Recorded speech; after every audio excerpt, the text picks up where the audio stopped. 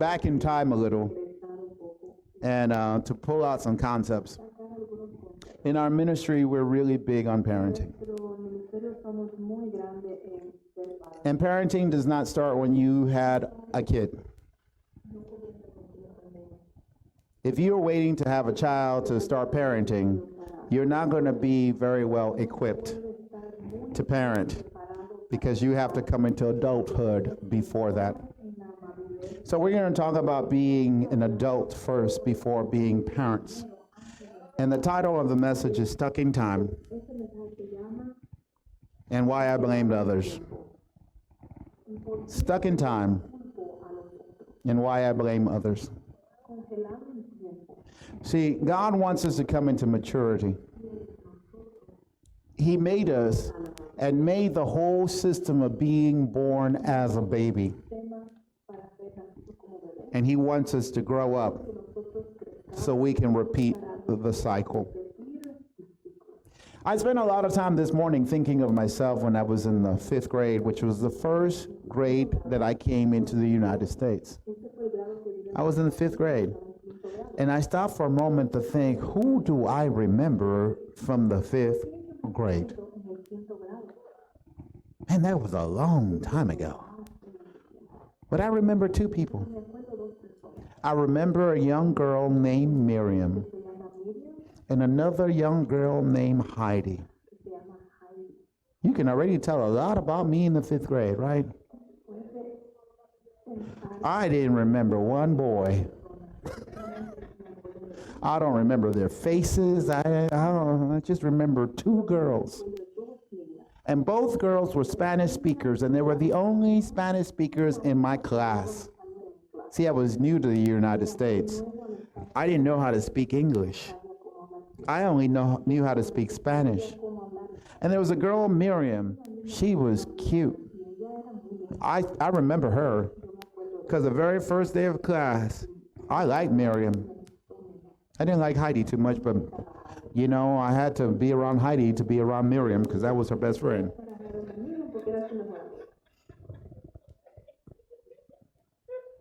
That's all I remember about the 5th grade. I went to Lower Park Elementary in Liberty City, Miami. Then I moved and went to Archer Villa Elementary for the 6th grade. My favorite teacher, Miss Griffin, was my teacher. Then I went to 7th grade. I can't remember anybody in my 7th grade class. I can't remember any teachers. I can't remember anything. The 7th grade, nor the 8th grade. I went to Charles Drew Junior High School. Then for one day, I went to a weird school in the 9th grade. One day. Yeah, I went up to my dad and said, Dad, that school is bad. I don't want to go back to that school. And my dad changed me to another school. And I had to take 3 buses to get to the next school. That's what I get for not wanting to go to the bad school. I had to wake up 3 hours earlier and get home 3 hours later just because I wanted to go to a good school. And I remember these things. And who could I blame for anything? See, on January 10th, 1983, I had been 13 years old by 4 days. My mom passed away. I had just turned 13. Could I blame my mom for not turning out okay? Because I was just 13. I could. I find many people who find some reason to blame somebody and they stick to it. But you know, my mom was no longer here, so honestly, she can't take the blame. So we're going to talk about being stuck in time, because I find that a lot of our church members are stuck. They're not able to move forward. They're not even able to move backward. They're stuck in time.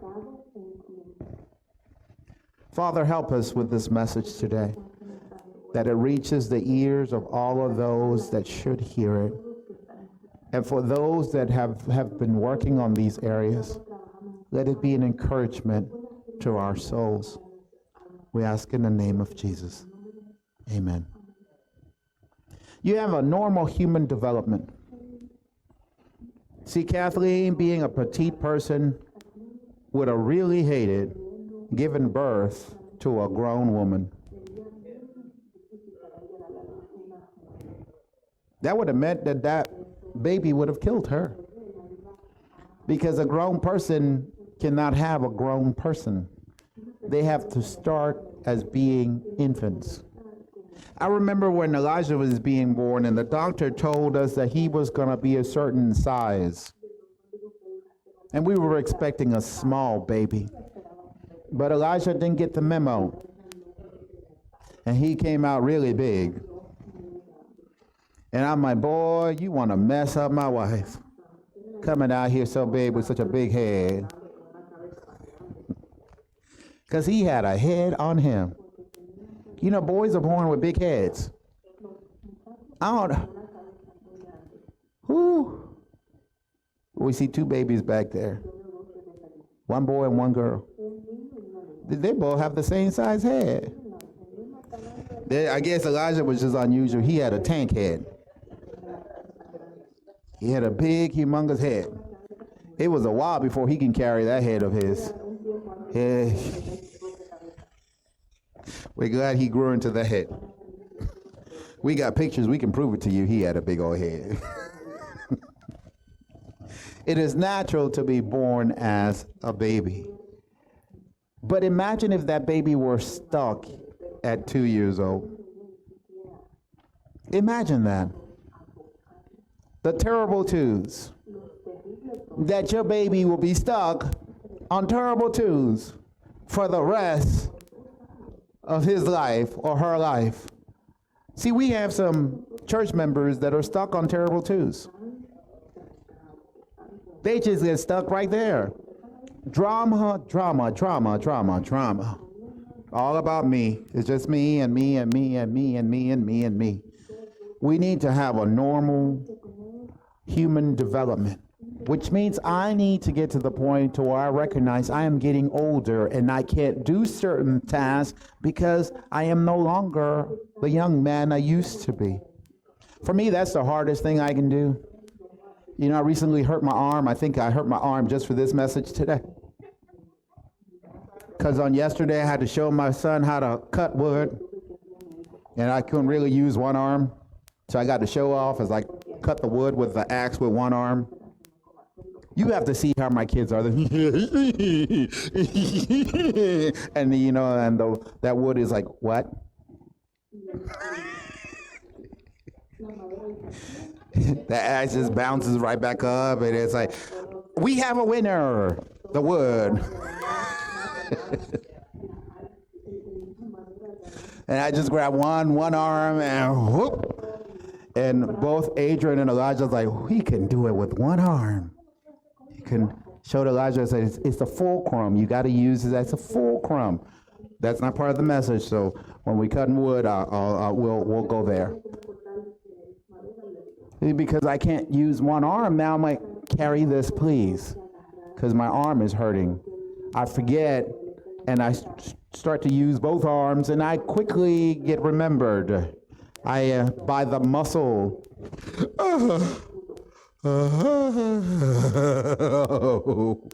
Carry that, please.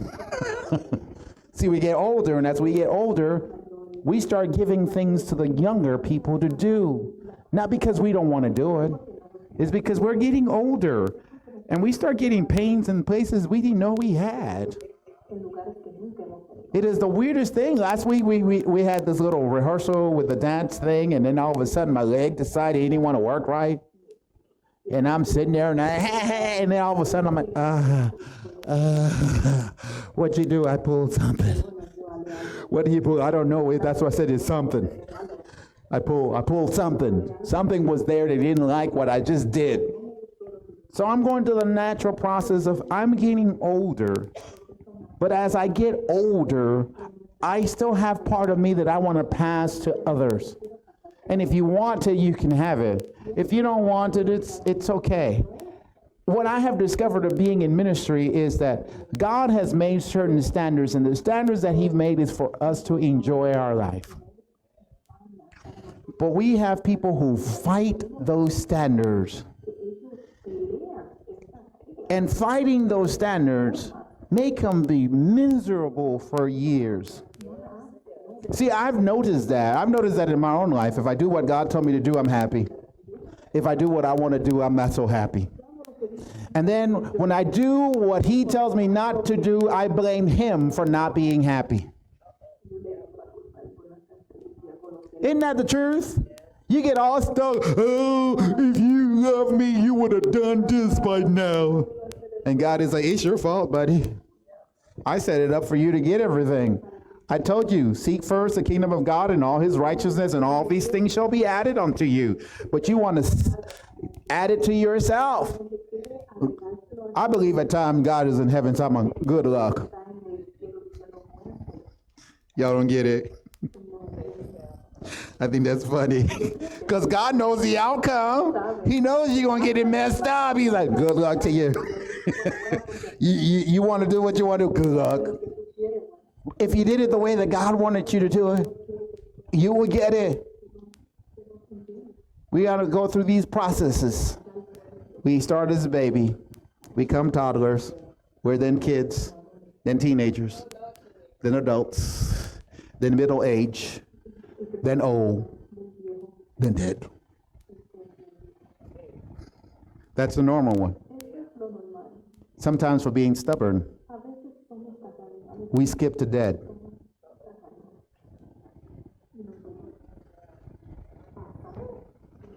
Ooh, Father, help me.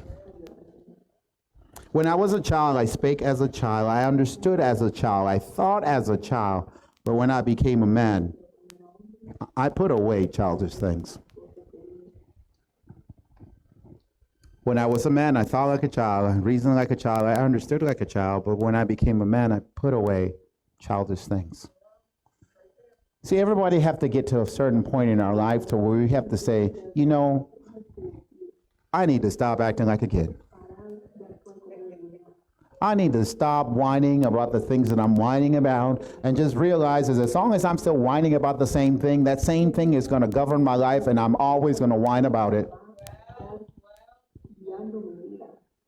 Well, see, I'm preaching to somebody. I'm glad for my amen corner over here, because I understand that as long as I am whining about something, I have made that thing to be a judge over my life, and that judge is always speaking loud against me. But the moment that I begin to grow up, that voice gets softer and softer and softer, till eventually that voice is no longer there. So we have to get to the point. You know, adults have to deal with this all the time. This is an adult situation that I am handling, and I can only handle it as an adult. Can't be a child about things. Sometimes you got to stop crying about the spilled milk because you can't pick it back up again and drink it. You got to, it was good. Haven't you ever ate something that was really, really, really good, and then you just dropped it? It was good. Just good. You know, I've come to realize that whenever I drop something that was really good, I just go back and buy me another one. What's all that fussing about for? I drove all the way from Alabama to get this, and now I'm going to drop it. May I have another one, please? You know, I've even asked for another one, and the person discovered that I dropped it, and they gave it to me for free. Because I stopped whining about something that already happened. I moved on. It no longer is going to govern me. It will no longer have a lordship over me. I have left that behind. Brothers, do not be children in your thinking. Be infant in evil, but in your thinking, be mature. Do not be children in your thinking. I get irritated by people who think small because I'm a dreamer. I'm always dreaming the next thing. When I get to a place, I'm already dreaming of when I'm going to get to the next place. You know, and I'm like, okay, I'm alive, so I'm going to act alive. People who act dead, oh my goodness gracious, I'm like, let me dig a hole. Now I got 22 acres to dig enough holes. Let me dig a hole and just let you lie there. And I will continue to think large. See, we got to think. Do you understand? Leilani is really simple to please because she's a child. When she started acting up, I said, Dad, that's not going to give you chocolate. That's chocolate. That's not going to work when she's 13. Her thinking is supposed to get broader.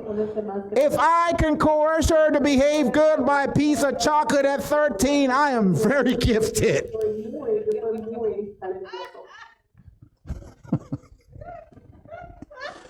Right now, she thinks like a child. The chocolate is like, yes, Dada, give me chocolate. But at 13, it's like, keep your chocolate. Not no baby no more. Chocolate, I can go buy my own chocolate. We have to mature from our kiddie thinking. We have to start thinking bigger.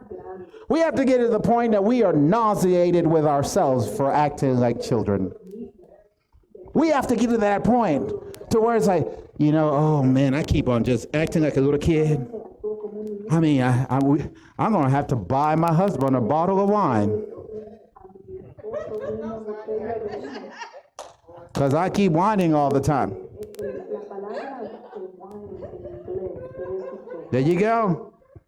Honey, for Christmas, I'm going to buy you some cheese, too, so at least you can have a full meal.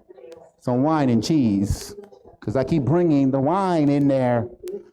Ooh, Lizzie, when she was, Ariel, when she was little, wine. And she had that high-pitched voice. And she start to whine, and I'm like, Lord Jesus, how long? Come quickly, Father, come quickly. Oh, my goodness. I mean, it was that sound that I could be in my bedroom, and it felt like someone was drilling in my teeth. There goes little Ariel, whine. And I'll be in my bed, it's like, honey, can you make her shut up? Just whatever you got to do.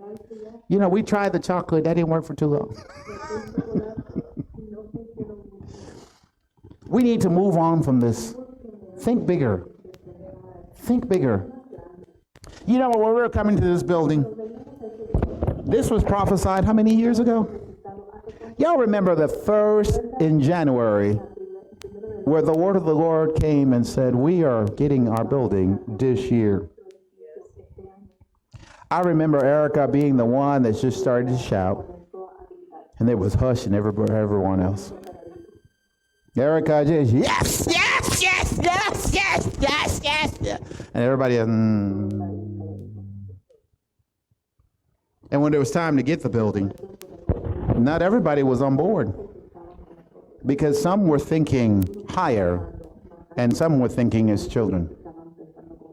I like it here. I don't want to go away from here. Look all that we've done here. Look how we fixed everything here. Now he wants us to move somewhere else. Anyone who had more adult thinking will be like, you know, ours is better than renting. Because adults buy stuff and kids rent stuff. Oh, I'm going to get there because some of you are adults, but you're not adult yet. So it's right on this screen. I'm going to make it a little bigger so you can see it. You see it?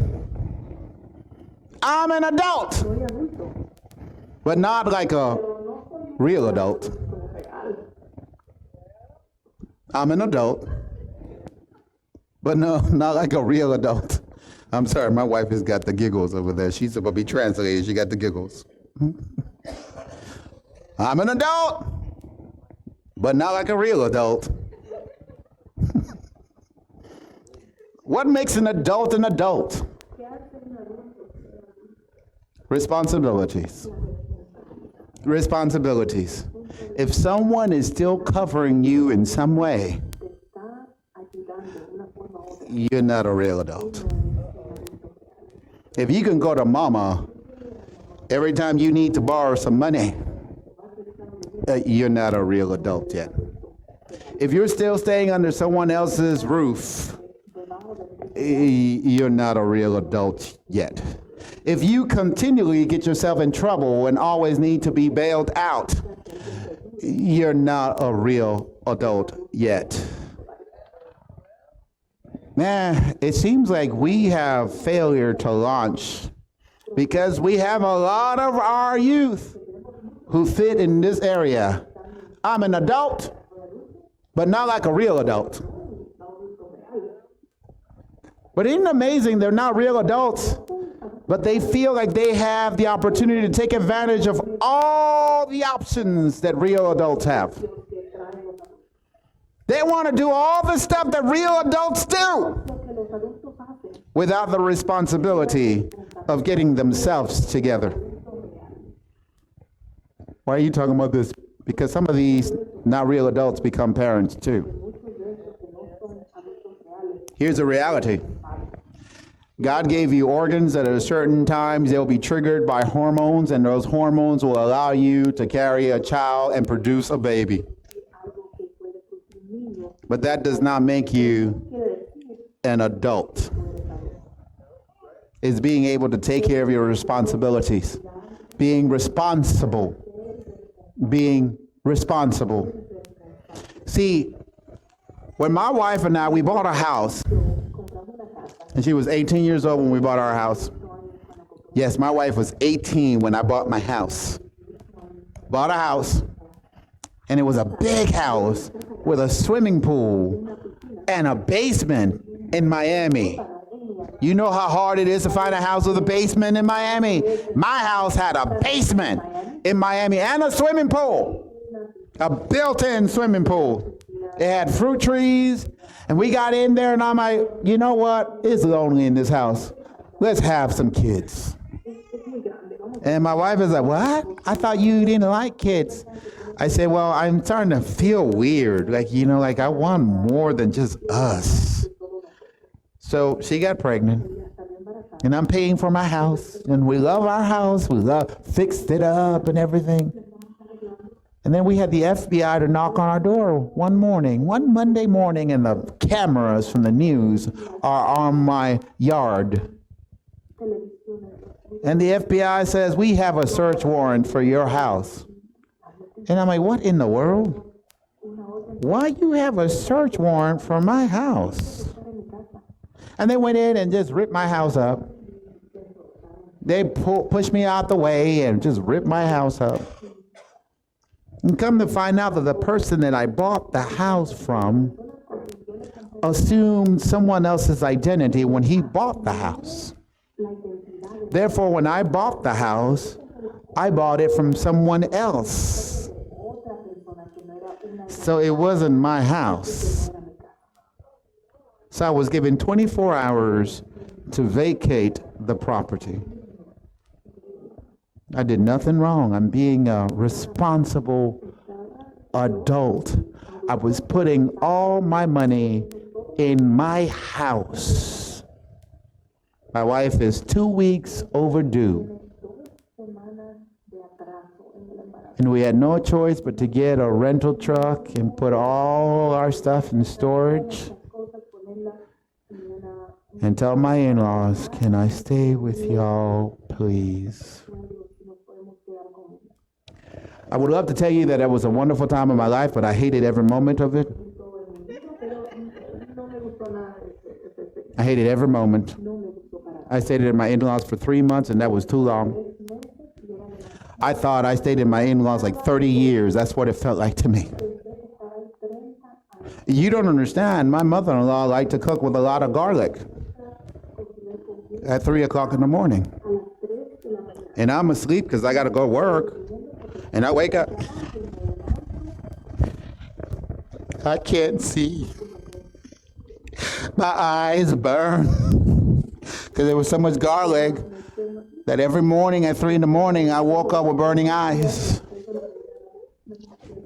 My blood pressure had gotten up so high that the doctor says, you're going to have to find somewhere else to live, or else you're going to die young. Because I was getting no sleep.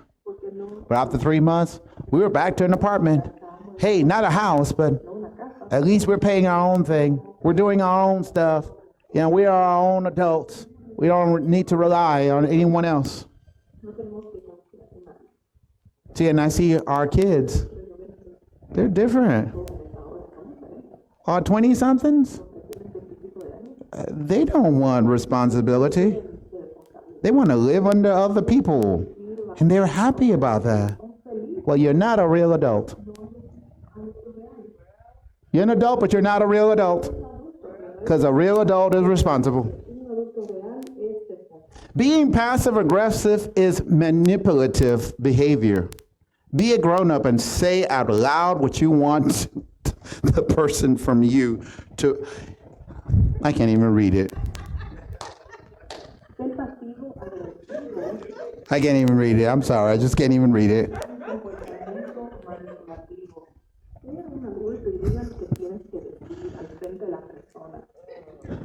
I'm going to have to write it down. What? That's passive-aggressive. Just say it. I can't say it. Then don't say it. Move on then. I don't know if I can move on. The problem is you. If you got a problem with me, tell me. You know what? I'm fine. I'm fine. If you tell me, Pastor, we had one lady that came to a service one time and she's busy playing solitaire while I was preaching. She was, I promise you, she was there playing solitaire because somebody else told me. She came the next morning, on a Monday morning, and wrote me a dissertation of how my message was wrong. And I looked at her, I said, if I have time, I'll read it. But I'm going to be honest with you. I'm probably on purpose not going to have time to read whatever foolishness you wrote. Because if at least you were listening, you probably would have heard what I had to say. But you can't be listening and be busy playing solitaire at the same time. You picked up something that you didn't like. Or you said this one phrase and I looked up the whole entire phrase. You should have listened to the whole thing that I said, not just a word that I said. Because I don't consider that grown up. If you have a problem with me and you come and tell me your problem, I promise you I will listen to you. And if you don't believe me, ask my kids. Ask my kids when they tell me something is wrong with me, what do I do? After they finish, I think about what they told me for days. For days, I ponder on what they told me. Because I want to see their perspective, not my own. I want to understand where they're coming from, not what I think I am. Because I believe that's what adults are. I believe that that's what adults do. Listen, I want to understand what you're saying. I want to stop thinking what I want to say so I can understand what you are saying. And I might not be able to react right now because what you're saying, I don't want to receive it. So let me ponder on it for a while I break down my own barriers so I can understand what you're saying. Come on now. Nobody wants to be told they're wrong. Nobody does. It's not nice for anybody. But sometimes you got to break down your own defenses and allow what someone else is telling you to come on in. Or else you're going to be stuck right there with your defenses. Man, this is normal for church to have these walls built up and have the person on the other side of the wall, I have my M16 pointing at you, you better not tell me anything. But then we don't get any better. And the person that's hurt are our offsprings. Ooh, so now we're going to go there. Not many of you should become teachers, my fellow believers, because you know that we who teach will be judged more strictly. Not many should become teachers. Pastor, not many people should be pastors because when God judges you, he's not going to judge you like he's going to judge everybody else. So while you're up there running your mouth, and I think, oh, I don't like what he's saying, my judgment is not going to be equal to yours. I'm going to be judged stricter. Do you not read it for yourself? So some that think, oh, I can't wait to be a pastor to get up there and I can tell people what I think and give them a piece of my mind. Please keep that piece to yourself. You might need it. We all stumble in many ways. Anyone who is never at fault in what they say is perfect, able to keep their whole body in check. Wait, did you notice that here it didn't say that you can't be perfect? Y'all notice that?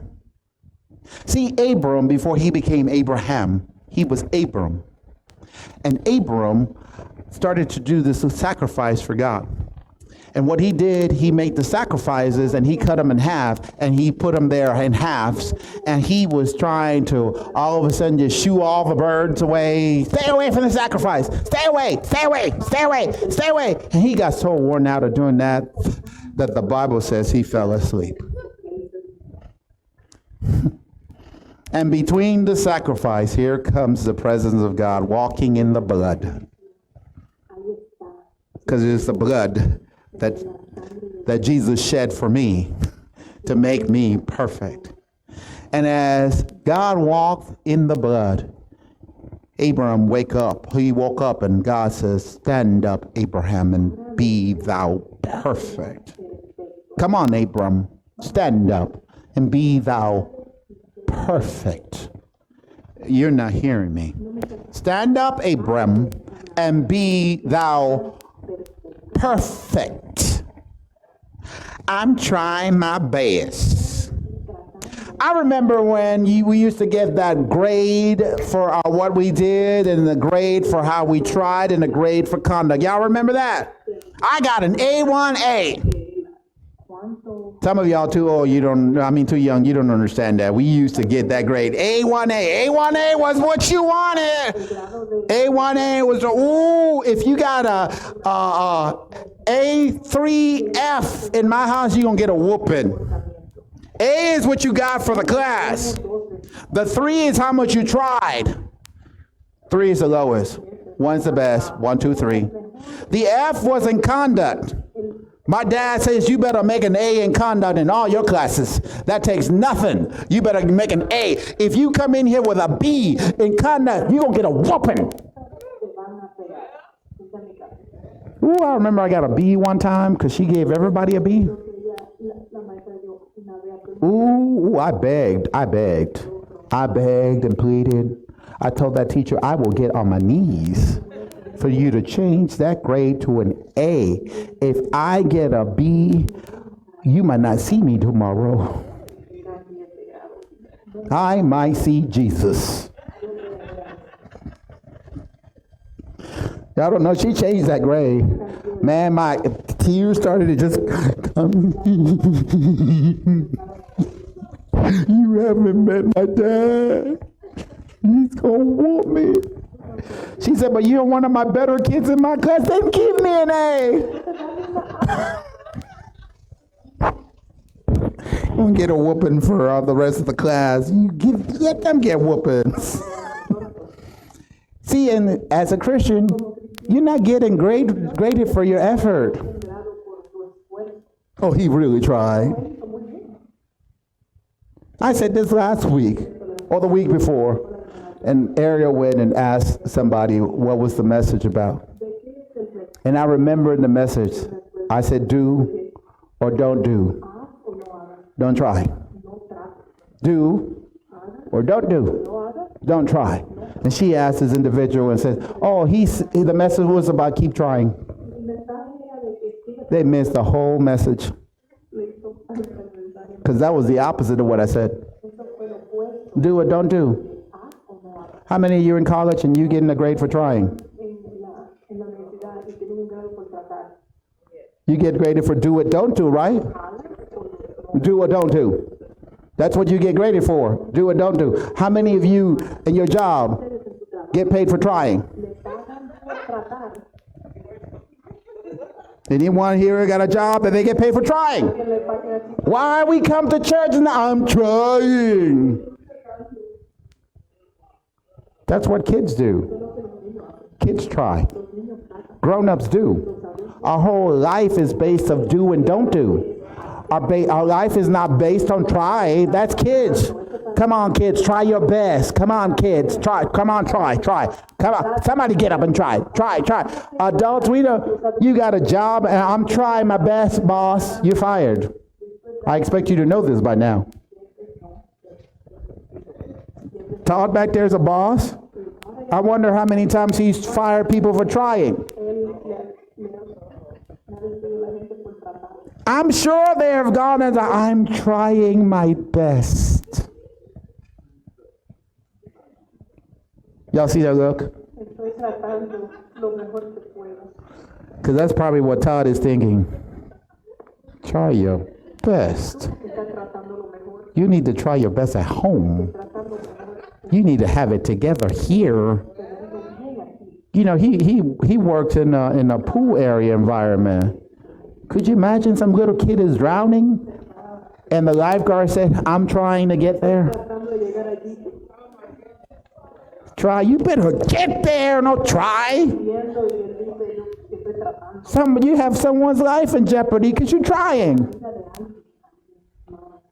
I remember I was 18 years old. I was wearing my full Class A, which is different than what my son wears now. He wears dress blues. Class A's was all green, my green dress uniform with all my medals on it, but they were ribbons, and I had medals on this side for shooting and for grenade and for driving a bus and all that stuff. So I had my full dress attire on, and I went to the pool area because I had to meet somebody, and they were walking in the pool area, so I just walked by there. And the lifeguard was busy flirting with this girl. Then I noticed bubbles coming out the water and some little kid in there going in circles because they were trying to find the surface. But instead they were going just in circles. I have a wool outfit on. Wool, y'all. I didn't stop to think about my wool outfit as I jumped in that water and brought that girl out of that pool and began to do mouth to mouth. Y'all know what happened when the person started breathing after you doing mouth to mouth? Todd, what do? They throw up. I have a seal.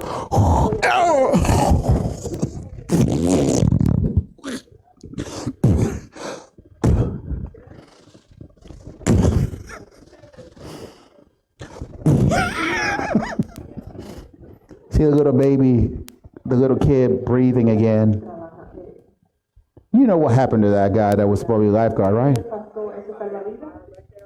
He was trying though. He was trying. They shouldn't have fired him. He was trying. He couldn't help it if he saw some tenderoni, like how Jerome would say. Just couldn't help it. Just couldn't help it. You know, cuteness came by, and he just had to talk to her and disregard his job of saving lives.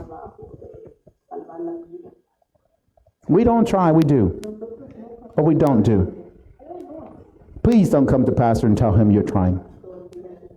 Because Pastor doesn't try. I'm sorry, Pastor does not try. Donna has learned this. Do not go complain to Pastor about something like this. Don't do it. Don't do it. Don't do it. Every once in a while she forgot, and she'll come and tell me. And I'm like, now Donna.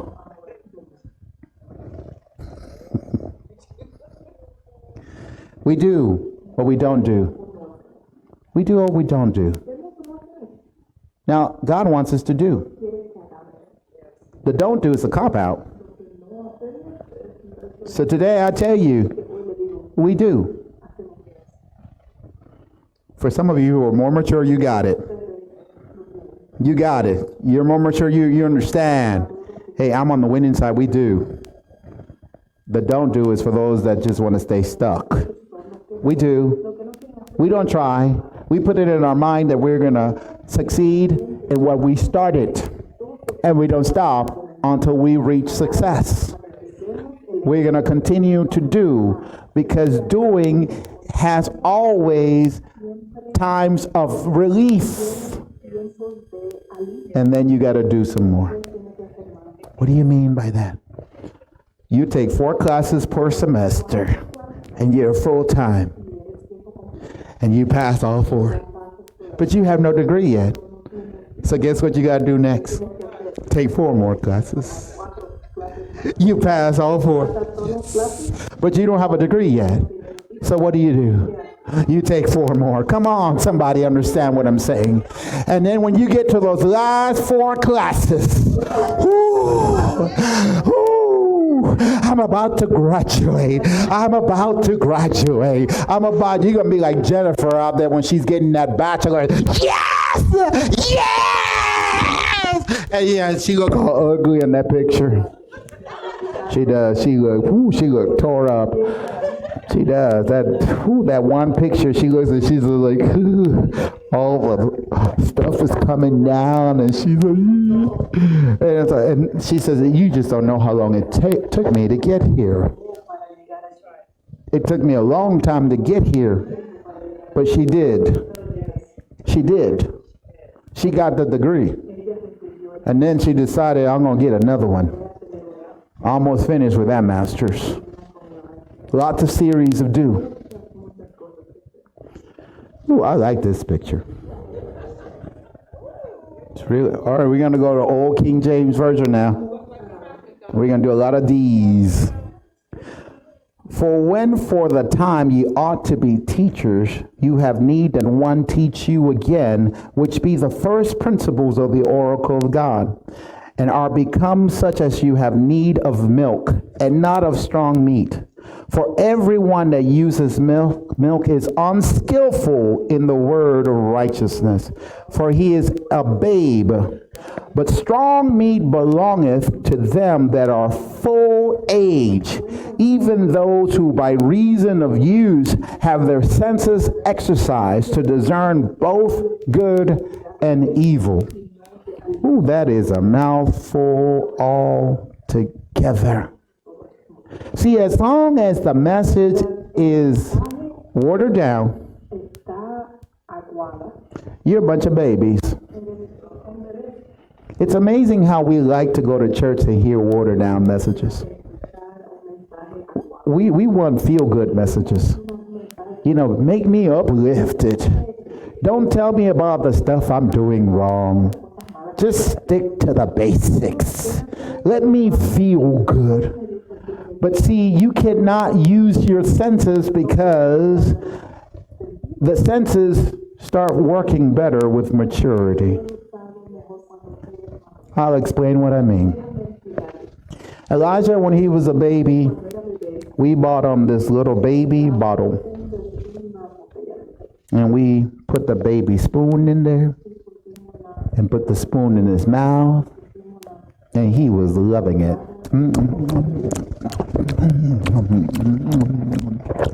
And I'm like, man, he really likes this. He really likes this thing. So then I went,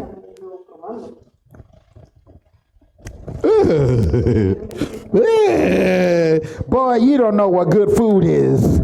This is nasty. This is nasty. His senses hadn't gotten to the point that he can understand good food, because this is all the food he had.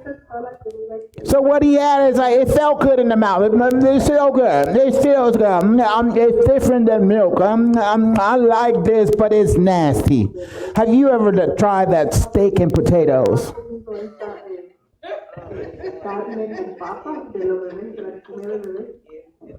It's on the last phase of the baby food. Oh my goodness, that stuff was like, what in the world is wrong with the people who made this? This is nasty. And I'm giving this to my child, and he's like, it's the best thing ever. Some nasty stuff, you know? He doesn't have use of his senses yet. Because he doesn't have use of the senses. Whatever we put in his mouth, he likes. Whatever. See, babies are born with this thing to where they go towards stuff to put in their mouth. We got two babies right here. If you put something on the baby's face right here, just put right there, they're going to go. They're going to put it in their mouth.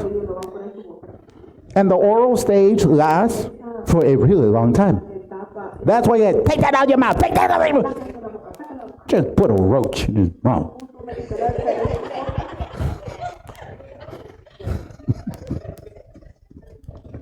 They don't have those senses yet. They don't understand. We don't eat roaches. If you let them, they'll be, yeah, did you just eat that roach? And the kid is like, poison control. Yes, my son just ate a roach.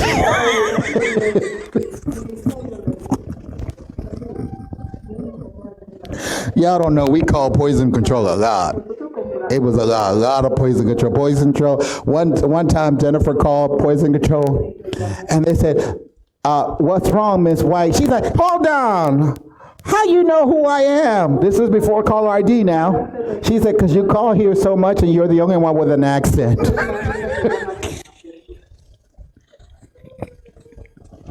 Oh my goodness. So we have to get to the point to where we have our senses are intact.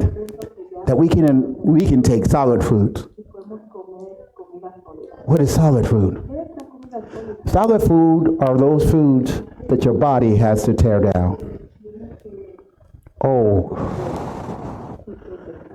See, here we're talking about the Word of God to give you some meat. It's something that you have to take time and you got to chew it. You got to chew it. You can't be the baby and just swallow it because it's all mushed up. You got to take the time and you got to chew it. After you chew it, it goes into your system, and your system now has to break it down even further. So you have to allow yourself time to digest it. You can't rush the process. Your body needs to take out as much nutrients as it can of what you ate. How many of you come to church and think, man, I hope you got some good food ready for me today because I brought my good teeth. I'm ready to chew this stuff up. I am hungry. Come on, I've been fasting for this whole week. I'm ready for that word that is going to proceed out of your mouth. You better serve it quick because it's starting to smell good during praise and worship.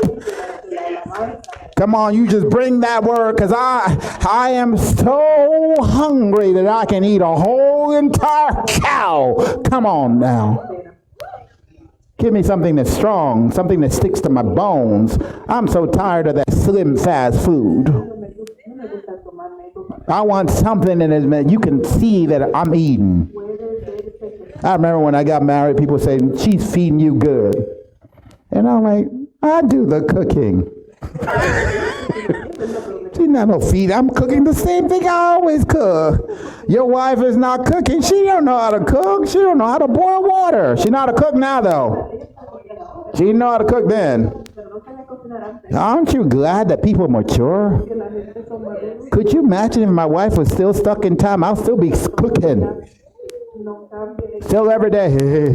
I'm cooking for y'all. My kids will be happy. Yeah, Dad's cooking. But Dad won't be happy. I'm cooking every day. She know how to cook now. She's not a kid. She grew up. Oh, my goodness. I just had to put this picture in there. Because that's what it looks like when you're stuck. Everybody sees this. And you think you're all dressed up and ready to go. But everywhere you go, people just see a baby that's all grown up. An all grown up baby. Because you're still stuck. See, I had to talk to Lizzie this week about her skin color. I didn't want to talk to Lizzie about her skin color. Oh, somebody don't like me. Really? Oh, why they don't like you? Oh no, you have a high IQ. You're talented. You can paint. You can draw. You can sing. You can dance. You're an A student in Donahoe, have received for 2 years in a row the Best Student Award. Play the trombone in the jazz combo. Can teach the kids, and you are 14. We can leave you with the kids by yourself and know they'll be alive when we come back. Somebody don't like you? You know the only thing that's left over? It's your color. Girl, if somebody don't like you because your color, in your head, think, I can't change that. You're an idiot. If they can't be a grown-up, you be the grown-up. If you don't like me because of my own color, you dumb. Because this is about to be 2021. And says, get a good appraisal when someone tells you they don't like you. Instead of you being hard on yourself, consider other options. Consider other things. And my baby was sitting there crying, and I want to protect my baby from that stuff. Because she's my baby. She will always be my baby. She's the last one born in our house. She is my baby. I want to protect her from that mess. But you know, I can't protect her from stupid. So what I have to do is, I'm going to hurt your feelings, but then you're going to understand, and then you're going to keep on going. And other people are not going to hurt your feelings on this ever again. Because Dad is telling you this because Dad loves you, and I want you to have a good image of who you are because God made you this way. You imagine if she stayed immature in that area? It will be like every time it's brand new. What, you don't like me because of my color? What, you don't like me because of my color? What, you don't like me? Oh my goodness gracious, don't we see that in church? It's like surprise all over again. We need to move on from these things. We need to move on. Can't stay there. That's ridiculous. I said, and Elabella. It's Isabella, I know. But I've known her since she was a baby, and they couldn't pronounce Isabella, so they say Elabella. I said, you have a friend, Elabella, and a friend, Karkar. They're baby names now. One is Caucasian American. One is a biracial American Mexican. And then you are Afro-Latina. Girl, you are surrounded by difference. Learn to love that. Learn to love that. But you notice, I have to talk to my kids about stuff that other parents don't talk about. Oh, I'm glad you said that. Because now we're going to jump into parenting types. There are 5 parenting types. Our new parents, I know this is going to be important for you guys. For some of you who have been parenting for a while and no longer are actively parenting, you're passively parenting, that's grandma, you're a passive parent, no longer active parent. I still want you to think back of your parenting when it was your turn. There are 5 types. There's an authoritative parent. They're the authoritarian parents. They're the permissive parents. They're the uninvolved parents. And then they're the helicopter parents. So I want you to see yourself in one of these 5. Now I want you to have an actual, not trying to be, I'm trying to see myself as being the best one. We're going to go over the characteristics of these parents. And I want you to see yourself. And those of you who are not fully adult yet, you get to see which parent you would hope to be by the personality type you have already. So I'm going to mess it up for you because everybody should be an authoritative parent. everybody should be an authoritative parent. I found that in our church we have uninvolved parents and helicopter parents. So we're going to go through. Pastor, that's me. Hey, I got 5 classes to finish my doctorate. I can say this professionally speaking. So for all of you who just put your walls up, put them back down again, not picking on you. All right, we understand. Not picking on anyone. An authoritative parent is nourishing. They're nurturing. They give their kids the attention. They're affectionate. They show emotions to their kids. They set boundaries. You can go here and no further. They discipline their kids with guidance. So I'm going to whoop your tail, and then I'm going to teach you how not to do this again. And they're open to communication. You can disrupt them and say, I need to talk to you. Now I ask my kids, does that sound like your dad? What a thing, right? Because some of us think that we're one thing and then we're something else. But the one that would know what kind of parent I am is the ones who I've been parenting. They're the ones that go, Dad, that sounds like you. It sounds like you're an authoritative parent. But I was not raised by an authoritative parent. I was raised by this parent. I was raised by an authoritarian parent. An authoritarian parent is strict. Well, I thought you were strict, Pastor. I am, but I'm also lenient. Anyone has counseling with me and found out that all of a sudden, Pastor didn't tell me what I thought he was going to tell me. He told me something totally different than I thought he was going to tell me. I thought he was going to nail me to the wall. And then come find out, no, Pastor is not that strict. We understand that everybody makes mistakes. Miley Cyrus was right. Everybody makes mistakes. So an authoritarian parent is strict to the point that the kid is about to break apart at any moment. They are inflexible. It's my way or the highway. There are no other choices. As long as you're under my roof, you will do as I say. I had one of those. I couldn't wait to get it from under the roof. I remember my dad came to my house one time and he was fussing at me. It was my house. He's fussing at me and I was looking up.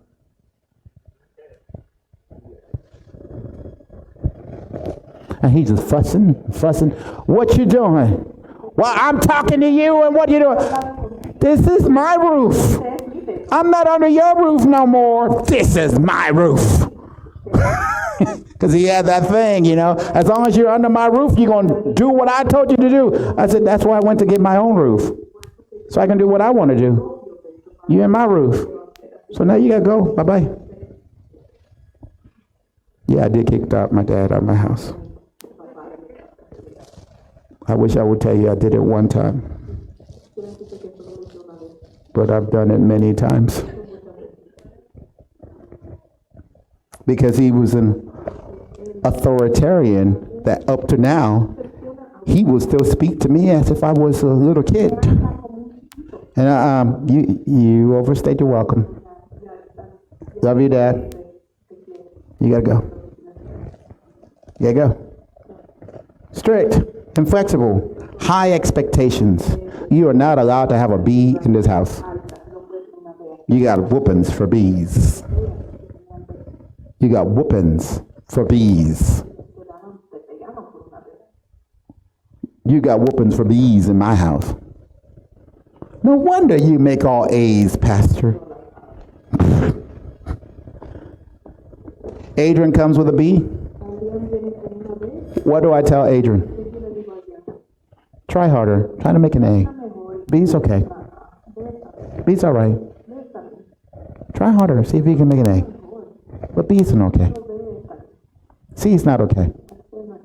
C is not okay in my house. That's average. I want you to be more than average. Want you ever got a whooping for a C? Y'all see this? He's gotten C's. Never got a whooping for a C.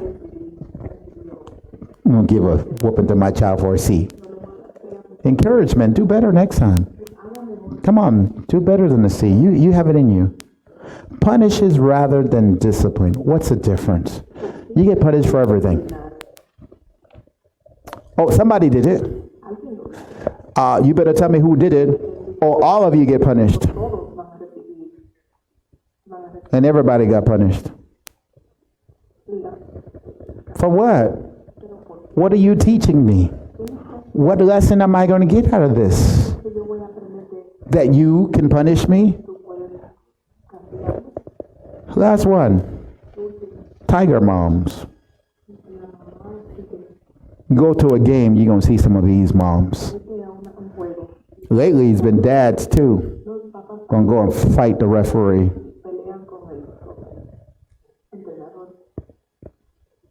See, Todd is back there. He knows what I'm talking about because he works in this area. They want to take it out of other people because I don't like what you're making my child. I paid for my child to play, and you're going to put my child to play or I'm going to knock you out.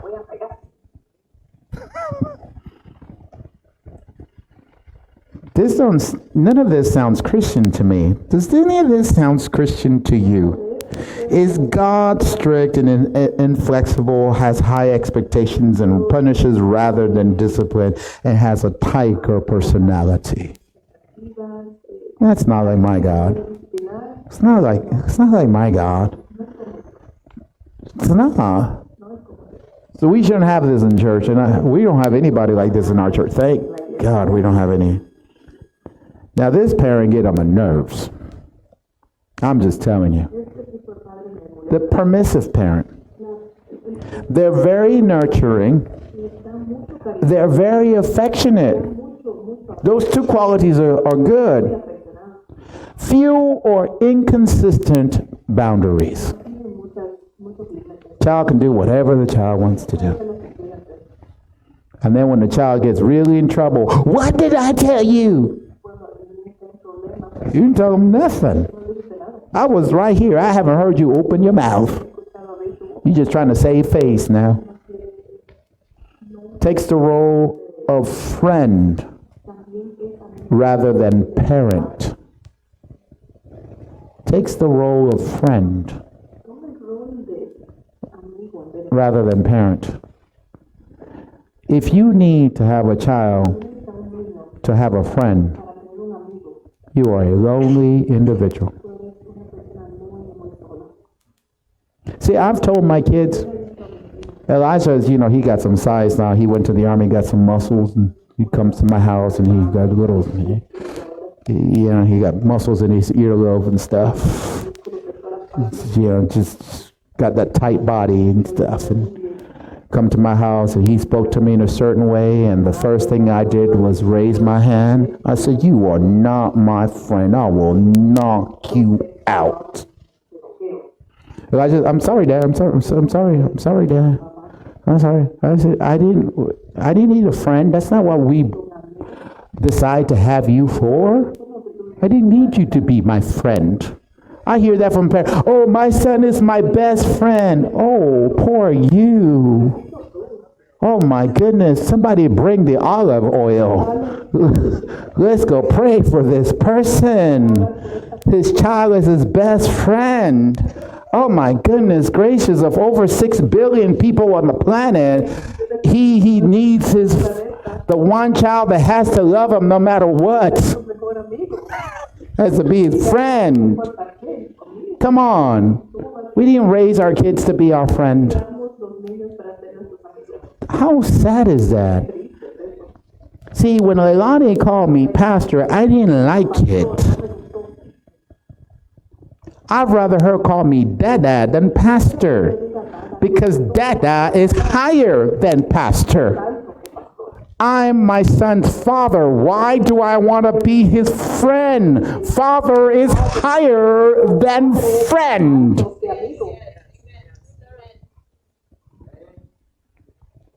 Oh, let's continue. Oh, man. Y'all help me in this one. Uninvolved parents. Uninvolved. Emotionally detached. Emotionally detached. When we got Adrian and Jordan into our life 12 years ago, we were emotionally detached from both of them. They just came to our house. We couldn't just develop these feelings. You know, if they were in our house when they were babies, then we would have some attachment to them. But they came to us at 1 and 3, and then they did bad stuff that was hard to love.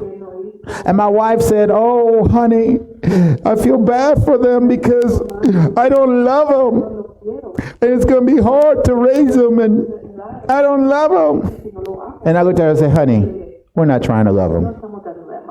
We're just trying to like them. Love comes eventually. Stop trying to jump way up there. That's far. Let's just get to where we like them. When we like them, at least we start making room for we love them. We can't just jump to love. We knew we were emotionally not attached, and it wasn't our fault that we were not emotionally attached. They just got there. And they were emotionally disattached from us. It was hard. It's like, strangers. Stranger danger, you're in my house. And then it's like, oh, over time. Oh, I love my boys now. Oh, they're all my boys. They get on my nerves, but I love them. You try to hurt them and see what I'm going to do. I'm not even going to mean to. It's just going to happen. Because that's how love is. Ooh, did I hit you? I'm sorry. Is that you hit my child? You okay? I got some tissue. You got some blood coming down. Didn't mean to. You can't be emotionally disattached from your child. I don't care if your wife wanted them and you didn't want them. They're here now. Learn to love yours. Self-absorbed. Self-absorbed. All about you. I don't want to go, so I'm not going to go because I don't want to go. What about the family? Oh, they can go. I'm not going to go. I'm not going to go. You go. Self-absorbed. Inconsistent or no boundaries. You see, we have both of them because both of them are just as bad. Having no boundaries is just as bad as being inconsistent. They're just as bad. When I tell my kid he's getting a whooping, we might not be in a place where I can whoop him. Just might not be in a place where I can whoop him. When we get home, I'm going to tear your butt up. And when I get home, I went straight to sleep. I forgot. I'm tired. Ooh, but in the morning I wake up and I remember. I missed that appointment we had yesterday. And I had to rewrite it in my calendar. And I know you probably were praying, Father, please let him forget that he's going to give me my whooping. But I told you, the moment I opened my eyes, the Holy Spirit came to me and said, you must keep your word. Above all things, let your yea be yea and your nay be nay. You keep your word. So since we had to reschedule, go to the room and prepare thyself for the whooping that will follow. And sometimes I would even forget what I'm whooping them for. Can you remind me what I am whooping? And I make it part of the conversation. So, it's like, you should know better for what you did. You remember what you did. Why did you do wrong? Because I can't remember what they did. I just knew we had an appointment that I had to keep because I'm going to keep those boundaries. I'm going to keep those boundaries.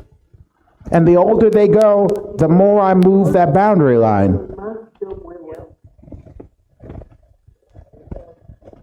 Till eventually it's like, there is no boundary. You are a grown-up now. I have done my task. I have done what I'm supposed to do. You are supposed to be responsible now because I brought you up by having boundaries. So in yourself, you should have boundaries that are built in. Oh, come on, I'm speaking to somebody. I have people, you're a pastor. What? What do you mean I'm a pastor? So because I'm a pastor, I have to set boundaries and you don't have boundaries. Oh, that's not true. We have the same boundaries. When my wrong for me is the wrong for you. I'm not allowed to cheat on my wife. Neither are you allowed to cheat on your wife.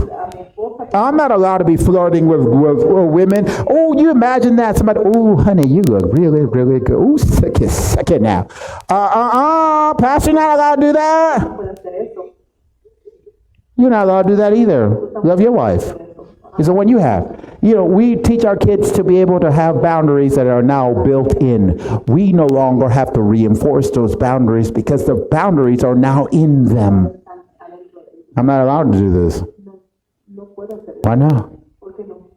Jerry got up at the altar and promised that he's going to love his wife and keep himself to his wife and to no other. If I see Jerry flirting with somebody, I'm going to bop him in his head. What's wrong with you? Oh, I'm sorry, Pastor. I'm sorry. I'm going to tell your wife. Don't do that. I'm going to tell your wife. Bop you in your head. Don't do it around Ariel either because she'll bop you harder. She hits hard. Ooh, we have one last parent. I don't even know if I have the strength to turn to the next. Oh my goodness gracious. This is the helicopter parent. Overprotective. My child, my child, my child, my child, my child, my child, my child, my child, my child, my child, my child, my child. Over-involved. You're not supposed to be on everything that your kid is in. I'm the PTA president. I'm the coach in the baseball team. Oh, come on. I understand involved. We all get involved, right? We all got involved.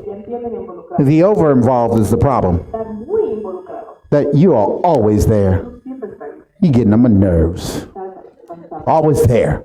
Always want to give your opinion to the coaches. High expectation is that I want my kid to always be the best. Relax.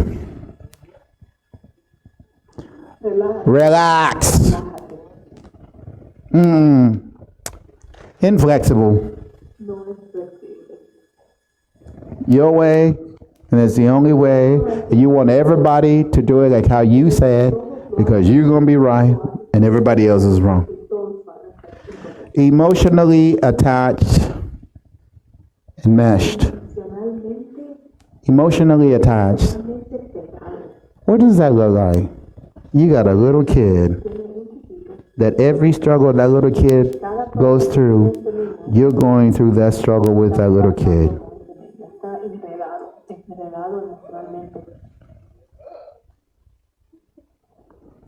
I mean, it's just like watching a grown-up being 2 years old.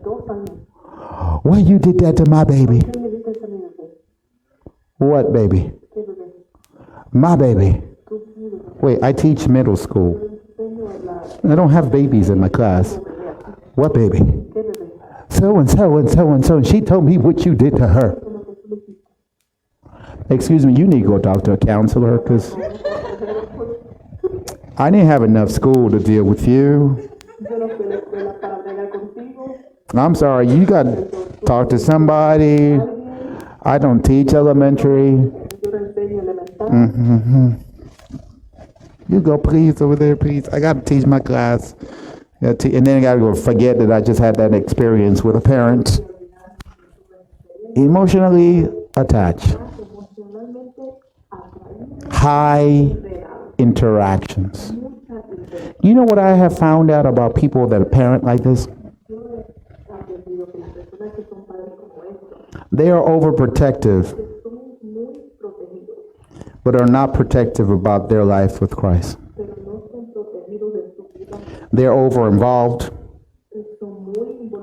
but they have no spiritual life to be involved in.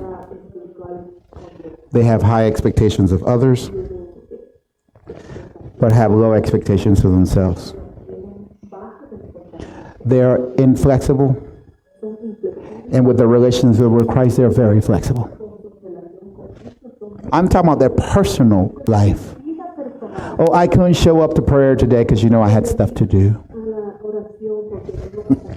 Emotionally attached to their kid, but not emotionally attached to God. They have high interactions with their kids' involvement, but have little interactions with anything that's going on with God. What would God call this person? He says they're like a wave, driven and tossed by the wind. I had something funny one time.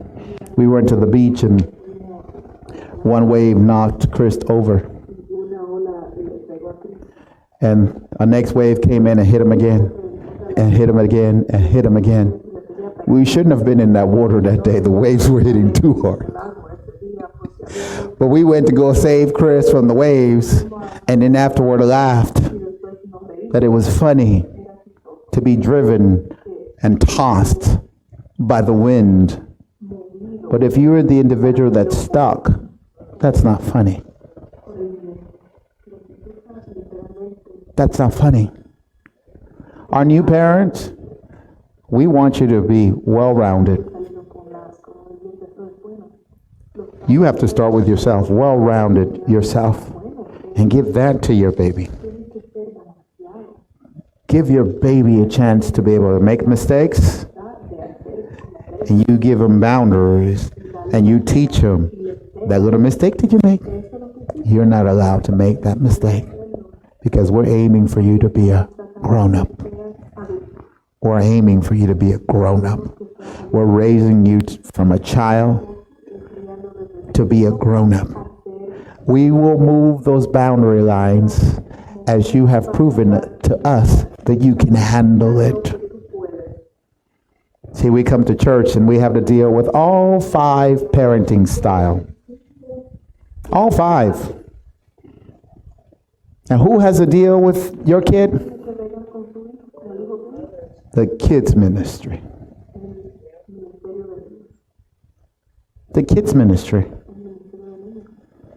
Dad, this kid gets on my nerves. Have you met his parents? If the parents have it hard, the kid is going to have it hard. Then we get kids who have mental difficulties. No matter what the parents do, they're going to continue with those difficulties. These are the ones that we have to spend our extra energy on, not the ones who have parents that should know better. Parents should know better. It is my goal that in our church We have parents who, whenever we're teaching anything about parenting, they're paying attention. See, I have this weird thing that's called a certification by the state of Alabama to give parenting classes. You want to know my pedigree? There it is. You know what is difficult about having a certificate of giving parenting classes? Is that anytime if I fail any of those areas, the state can look at me and say, you know better. You know better. You know what kind of parenting you need to be. Erica is a new parent. She's been at it for a bit now. But do you know whenever we are giving Erica a suggestion, she does it? Every single time. She does what someone recommended who has experience. I did too. When Elijah was born, I knew nothing. He was the guinea pig of the house. We made a lot of mistakes with that one. I mean, we were so over involved. When he was born, we took him to church, and his grandparents wanted to hold him. Put your hand out. What? Put your hand out.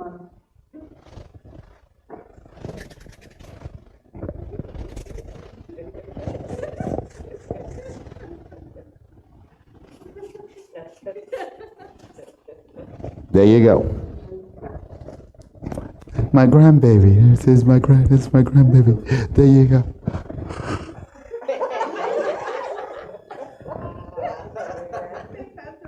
He just passed Elijah to everybody. And I'm like, hand stuff, the germs. People start coughing. My baby. By the time Ariel was born, here. Well, you gave it to her, me so fast, I almost dropped it. It's all right, she'll recover. We've learned, it's like by the time Lizzie was, it's like we barely picked up Lizzie as a baby. Everybody in church had her. Everybody in church. Where's Lizzie? She's over there with Shimizia somewhere. Where's Shimizia? Okay, that's easier, Shimizia. All right, Shimizia. Where's Lizzie now? Oh, Sharonda. Where's Sharonda over there? Okay, there's Sharonda. Where is Lizzie now? Annie has, Annie don't hold her neck.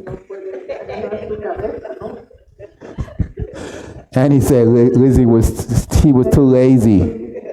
That's why she didn't hold her head. She'll hold her, and Lizzie's like, let's take her away from Annie. You notice she didn't break. So new parents, I'll wash my hand. I understand. I've been there. I've been there. I know. I understand. By the time baby 2 comes around, you're no longer buying the most expensive diapers because you realize they pretty much all do the same job.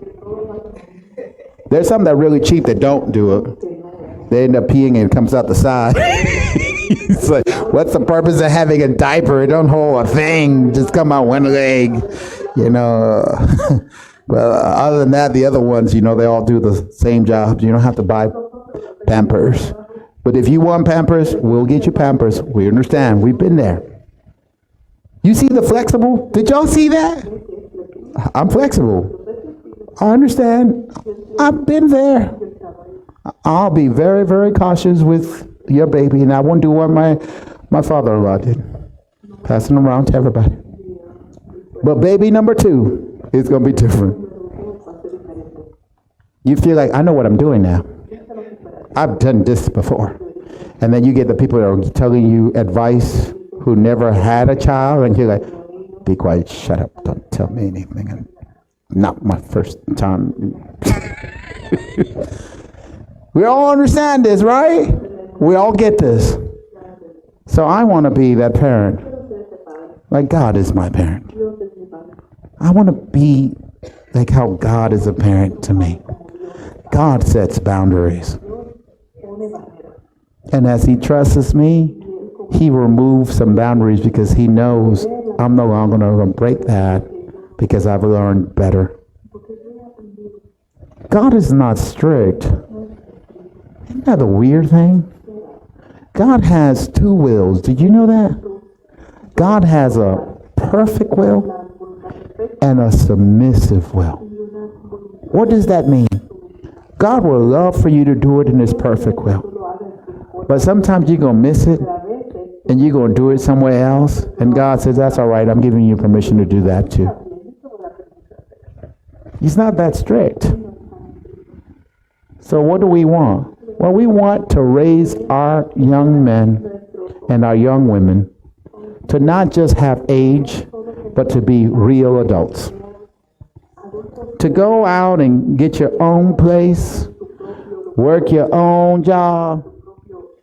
I'm telling you, if Jerry can come up here and preach this right now, Jerry will probably tell you, get your own place, work at doing that for a while before you go get married, so that way you know how to do it already. Right, Jerry? Right, Brittany? That's the way to do it, right? Practice it first. Get it first.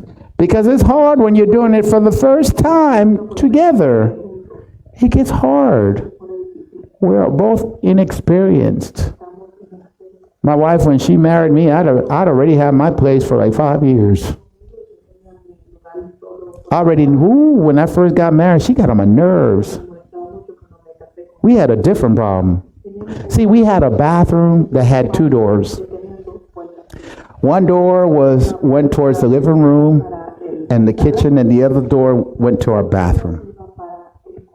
And I've been living on my own for over 5 years, and no one came in the bathroom when I was in the bathroom because I was living by myself. And I got married, and I'm in the bathroom, and here comes my wife, wants to have a conversation. And I'm like, hello, I'm in the bathroom. She's like, yeah, I know. And she kept on talking and talking and talking. And I'm like, hello, I need to concentrate. I'm in the bathroom. Oh, you can go ahead and just, no, I can't. I'm not used to doing this with somebody watching me. Would you please go out the door? But I'm your wife, yes, but I didn't agree on this. This wasn't part of the contract. I shall come into the bathroom whenever you're using the bathroom and have conversations with you was not part of our deal.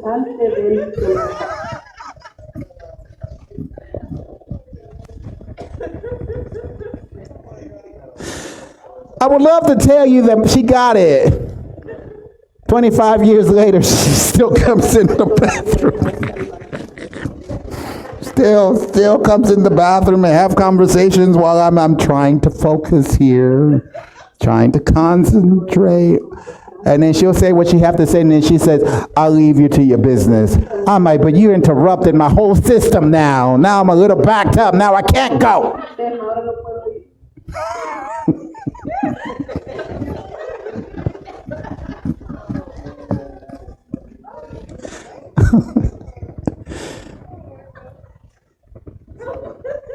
You see how marriage can have moments of lots of laughter, lots of difference, lots of fun. What I want from you, and I believe this is what God wants from you, He wants you to succeed. He wants your offspring to succeed. I really believe that with all my heart. That when your child walks into the classroom, they should walk into the classroom being blessed because of where they come from. Of the type of parents that they have. They should walk in there and be able to, I feel right at home. I have a good self-image. I can raise my hand, and I don't care if you think I'm the smarty pants. Because have you met my mom? And have you met my dad? We raise our kids to know better, but our kids don't always act like they know better.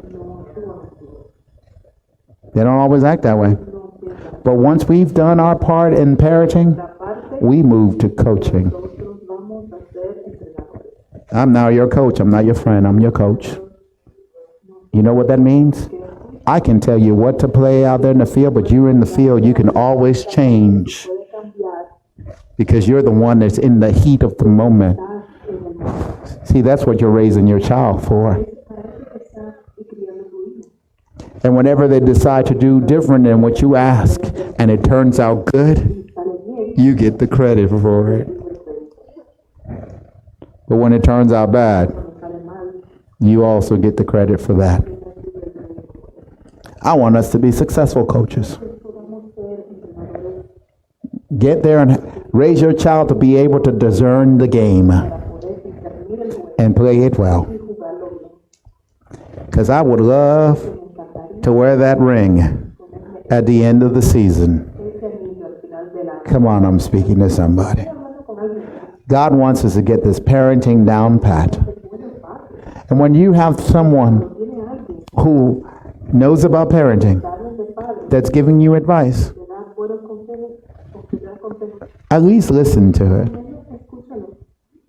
You might not have to do it, because not all advice is good advice. But at least listen. You have something called Google that we didn't have. We didn't have that. Whatever my son tells me something that I don't know, oh, you're right. Surprisingly. That's an inside joke. I'm sorry. My kids are laughing and the rest of you are not laughing. You're able to look stuff up. Someone gives you advice, at least look it up. At least do that. If you can apply yourself to not be the helicopter parent, not be the uninvolved parent, nor the permissive parent, nor the authoritarian parent, but be the authoritative, the author, the one who wrote the book.